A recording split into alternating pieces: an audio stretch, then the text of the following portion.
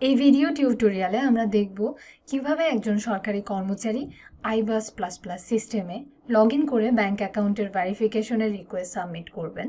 প্রদর্শিত মেনু থেকে সাবসিস্টেম পেজে প্রবেশ করবেন এবং এরপরে বাজেট এক্সিকিউশনে ক্লিক করতে হবে। বাজেট এক্সিকিউশনে ক্লিক করলে আমরা জরুরি বিজ্ঞপ্তি বা নোটিশ বোর্ড দেখতে পাবো।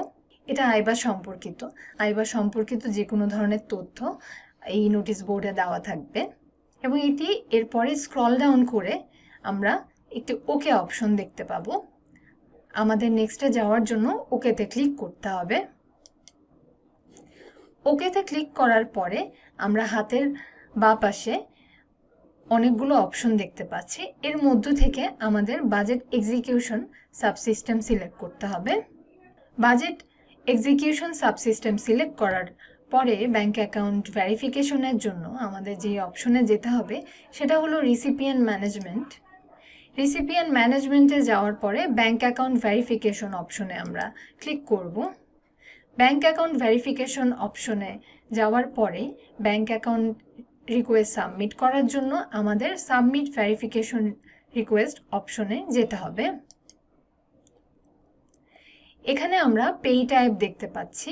এই পেই টাইপ অপশনে ক্লিক করতে হবে। পেই টাইপ অপশনে ক্লিক করলে অনেক ধরনের পেই টাইপ দেখা যাবে। এর মধ্য থেকে আমাদের আজকের এই ভিডিও টিউটোরিয়ালের জন্য আমরা সাপ্লায়ার সিলেক্ট করেছি, তো আমরা সাপ্লায়ার এখানে পেই টাইপ হিসাবে সিলেক্ট করব। এরপরে 18 নাম্বার দিব। 18 নাম্বার দেওয়ার পরে গো বাটনে ক্লিক করব।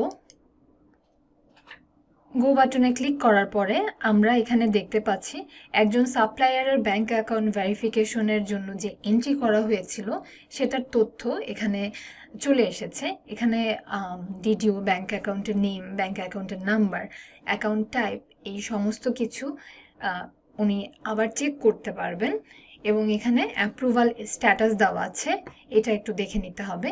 এখানে ভেরিফিকেশন রিকোয়েস্ট সাবমিট বলা হচ্ছে অ্যাপ্রুভাল স্ট্যাটাসে। এরপরে অ্যাকশন দেওয়া আছে। অ্যাকশনে এটা যদি ঠিক থাকে তাহলে অ্যাপ্রুভ করতে হবে, আর যদি কোনো ধরনের কারেকশন থাকে সেই ক্ষেত্রে সেন্ড ব্যাক করে দিতে পারে। আমি ধরে নিলাম আমাদের আজকের ভিডিওতে এটা সব কিছু ঠিক আছে, তো আমরা আজকে এটা অ্যাপ্রুভ করে দিব। অ্যাপ্রুভ বাটনে ক্লিক করলাম। অ্যাপ্রুভ বাটনে ক্লিক করার পরে এখানে আবার ব্যাংকে ডিটেল চলে এসেছে। সাপ্লায়ারের যা যা তথ্য দেওয়া ছিল সেই তথ্যগুলো ডিডিও এখানে দেখতে পাবেন। এরপরে এনওসি টেকেনের জায়গায় অবশ্যই ম্যান্ডেটরিতে ক্লিক করতে হবে। যদি আমরা ম্যান্ডেটরিতে ক্লিক না করে অ্যাপ্রুভে যাই, এখানে বলছে error, please select NOC taken. এখানে আমরা ওকে ক্লিক করব।